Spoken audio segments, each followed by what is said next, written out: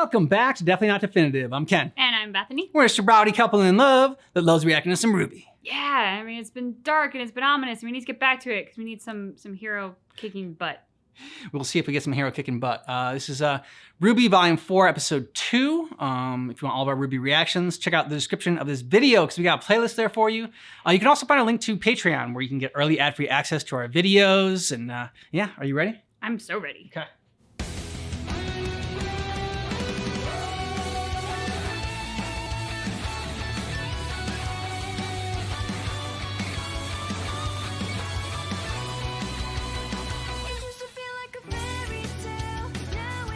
That was a cool way to show them all split up, the different colors going different ways, different places in the kingdom. Yep.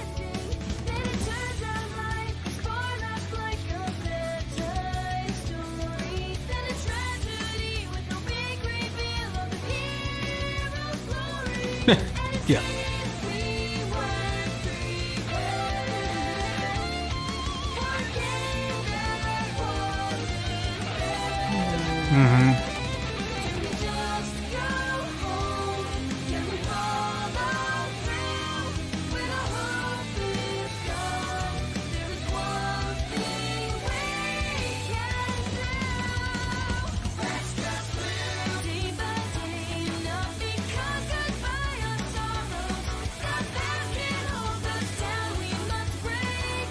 Yeah, Adam tortures not only Blake, but also Yang, too.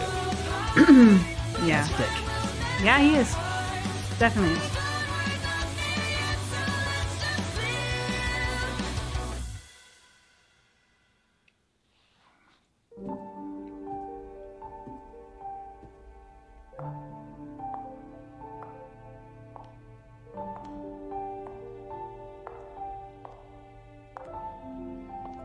That's quite a sculpture. Yeah, I know. Your house?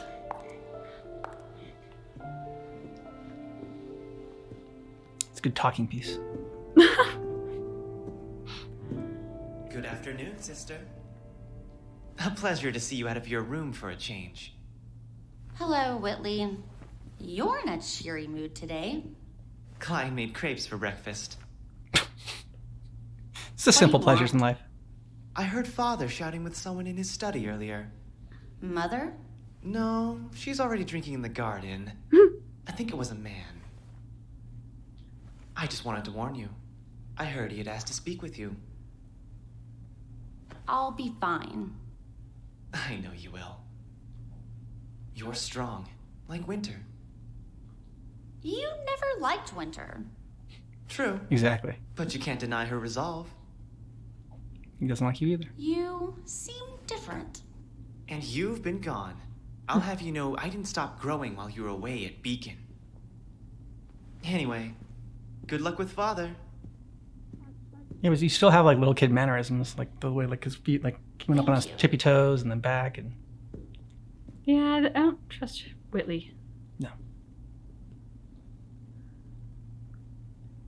They all look so happy. Yeah. Jeez. Winter especially looked miserable. Yeah.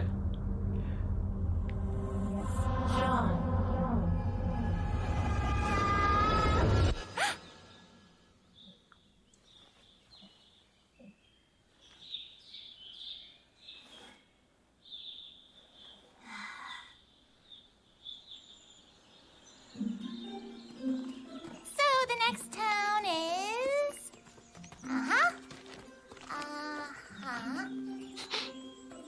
We're lost. We're not lost. The next town is Shion. My family used to visit it all the time. Oh yeah. Don't you have like 4 sisters? 7. You know, that actually explains a lot. Wait, what do you mean? So, what did you guys do there? Oh, all sorts of stuff. Over here is a great hiking trail, and over here is where we went camping all the time. I got my own tent because I was special. Also, so my sisters would stop braiding my hair. Do you like the look? Yeah, they just kept doing pigtails, but personally I think I'm more of a warrior's wolf tail kind of guy. That's just a ponytail. I stand by what I said. Guys? What? Oh no.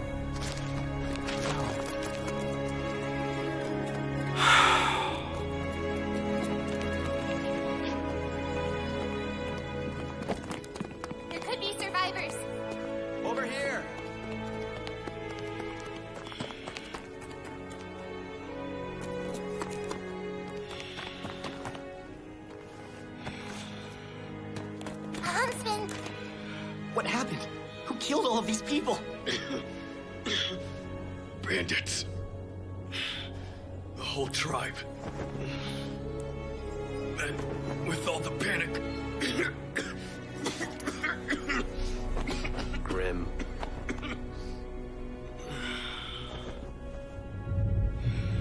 The Ram was gonna shoot him and put him out of his misery or something like that. Like, damn. I know, he was going for his gun. Get him to the next village and try to find a doctor there.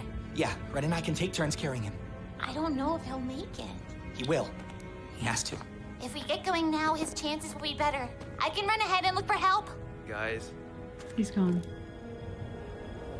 Yeah. Eyes open and everything. Should we bury him? we should go. It's not safe here. We have to bury Ren. everyone. Yeah. It'll be okay. I'm just tired of losing everything. Yeah.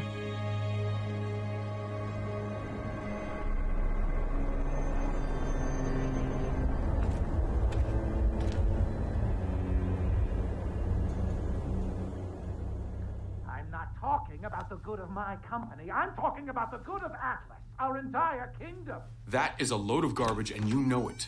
I beg your pardon. Jacques, will you please just hear me out? You are a trusted friend and ally to this family, James. But what you're suggesting is absurd. You are blowing it out of proportion. The council will never agree to it. You forget. I hold 2 seats on the council. Your dust embargo has already cost me millions. I can promise you I have not forgotten. So this is about you.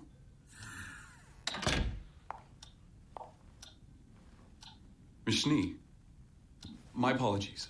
I should have been gone by now. It's okay. We'll continue this at another time. Indeed. Klein can show you out. Don't worry, I know the way. Until next time, Jacques. Please know, you'll always have a home at Atlas Academy, Miss Schnee. We'll be back in session before you know it. I hate the clock Did ticking. you forget Drives me your wild. manners while you were away?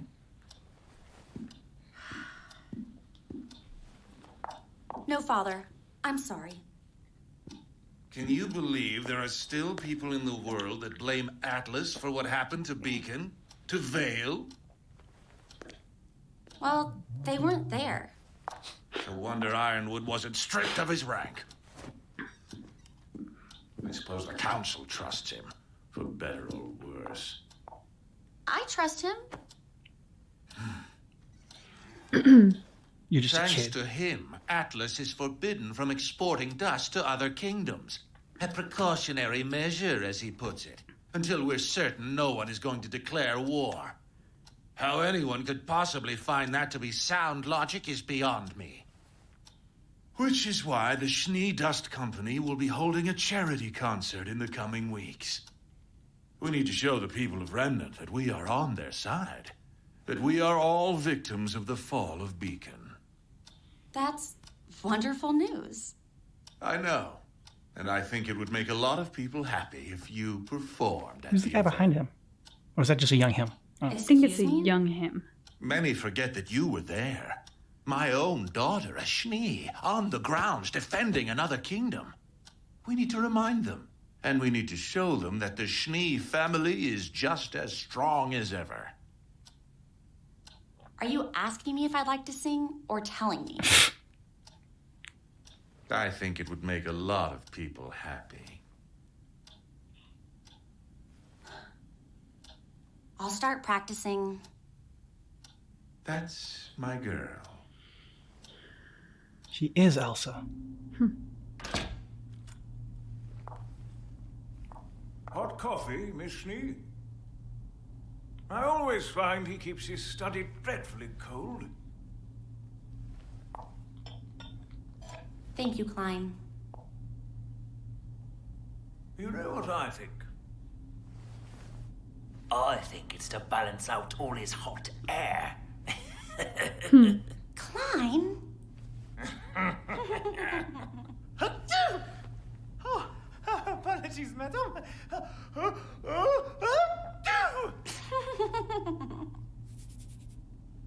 Oh, there's my happy little snowflake. How come his eyes keep changing colors? Thank you, Klein. I don't know, but it's cool.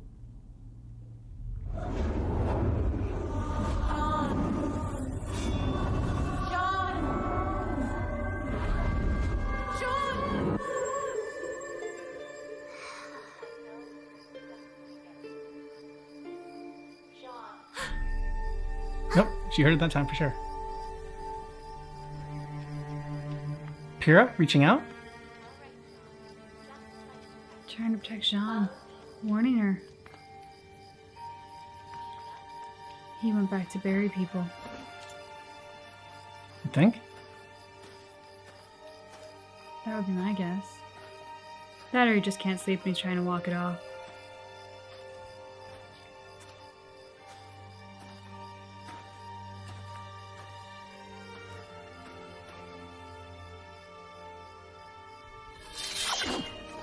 Just practicing.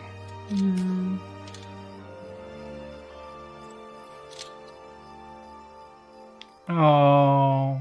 All right, Jean. Just like we practiced. Follow these instructions. Shield up. Keep your grip tight. Don't forget to keep your front foot forward. Ready? Go. Again. And again. Okay. Now, assuming you aren't cheating, we can take a break. I know this can be frustrating. And it can feel like so much effort to progress such a small amount. But I want you to know that I'm proud of you. I've never met someone so determined to better themselves. You've grown so much since we started training. And I know this is just the beginning. Jean, I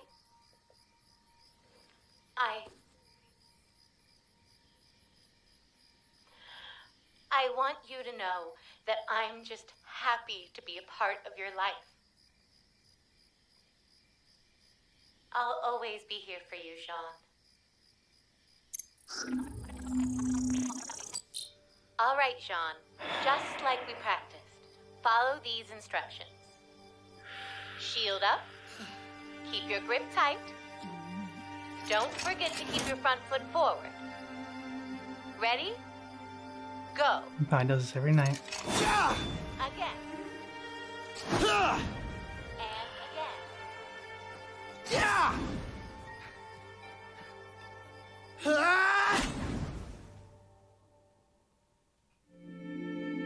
Oh. And then a downer and twist the knife there. Yeah, twist the knife and pour a little salt in there. Yeah, man. They did it so well because Ruby following like those little like light particles or whatever the hell they were. I don't know if they were like embers from the fire that they had. But you think that like, oh, it's like some magical thing. Like, you know, like Pyrrha's within Ruby maybe, or like out there and like leading her, like you said, guiding her to Jean. And maybe that was true, but like then to see that, it was really heartbreaking. It's going to sound terrible to say, but in an odd way, I found it comforting.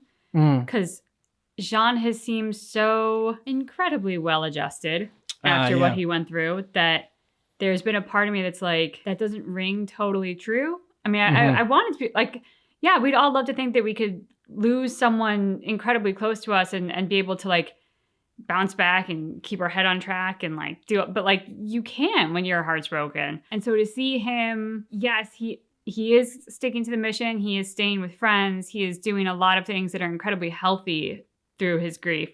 To find this piece of him that is not fully adjusting, that is kind of, I think, like stuck in this need to better himself, to hear her voice every night, to try to continue what he was doing with her despite her absence, was oddly kind of comforting to be like, okay, so he's not Superman. Like, he is like the rest of us. It's gonna suck, and it's gonna be hard, and it's gonna take time, and it's gonna hurt like hell. Well, I think the key thing there that you talked about was that Jean always, like, Pierce had never met anybody that is always trying to better themselves as much as you are. And I think Jean's, like, one of his best traits is being able to, like, spot what's great in somebody else and sort of, like, try to emulate that within himself. Like with Pyrrha, like, you know, like just her fighting and her bravery, and with Ruby, you know, just trying to, and like Ruby, like, I don't know if it's like trying to, but like Ruby always looks at like the positive side of life, and like, and like look, like it stays upbeat and everything like that. And it seems like nothing phases her. So she puts on this brave face for everybody all the time. And I think Jean, in a way, was trying to emulate that from Ruby, like taking his lead from Ruby. Okay, she's, you know, putting on this brave face, and like, you know, she like witnessed it happen. Yeah. You know, and look at how good she's doing. Like, if I'm sitting here and breaking down and not as strong as her, like that is, you know, like that's just gonna like bring the party down, and it's not fair to Ruby. Like, she's already got so much that she's carrying. So I feel like Jean was taking his cues from Ruby and trying to try to show, like what you said, like it didn't seem to faze him. Yeah, it's funny as you say that, because I mean, I'm kind of picking on Jean a little bit to be like, oh, you can't be this well adjusted. Like, it's got to fall apart somewhere. I need a crack in this armor somewhere.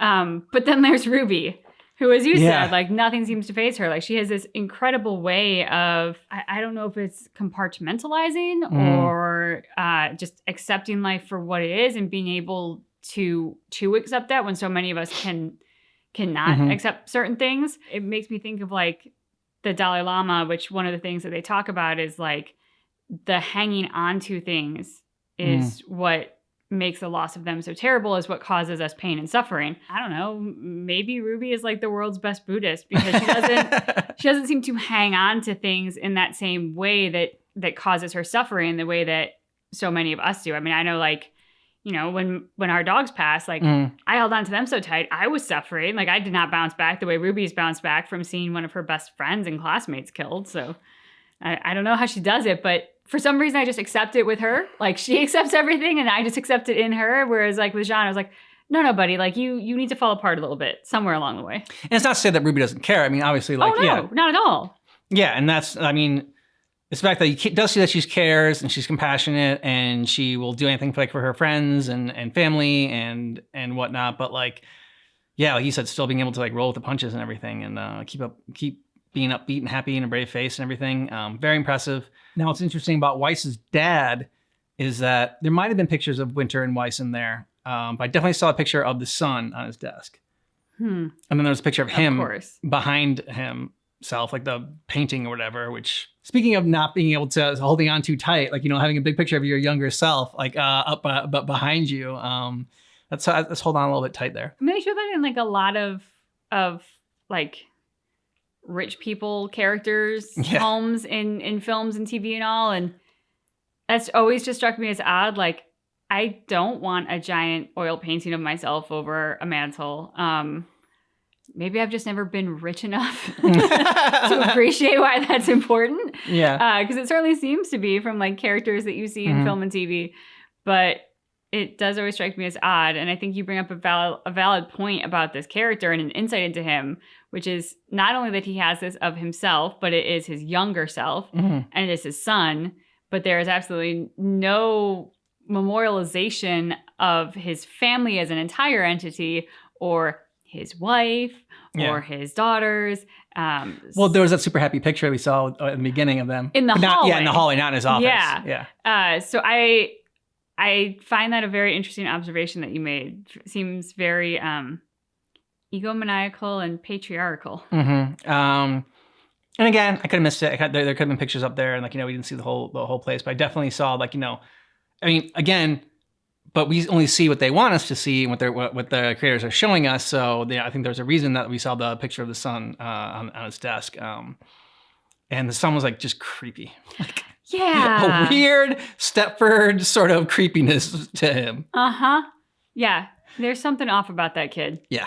I don't trust him at all. You'll let us know what you thought about this down below in the comments. And if you want all of our RWBY reactions, check out the description of this video because we got a playlist there for you, as well as a link to our Patreon where if you want to, you can get early ad-free access to our videos. Yeah. Thanks so much for checking out our reaction for RWBY Volume 4, Chapter 2, but just keep in mind But our reaction is definitely not definitive.